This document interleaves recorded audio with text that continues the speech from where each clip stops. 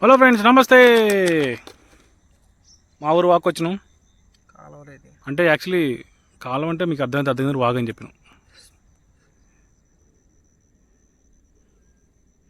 ఎర్రబెడుతున్నాం మా ఊడు. Today fish putting, దవడకేసి నమ్లింగ్, enjoy పండుగ. చాలేరు నాయన, డైట్కి మామిడి కొరమైన పడుతుంది.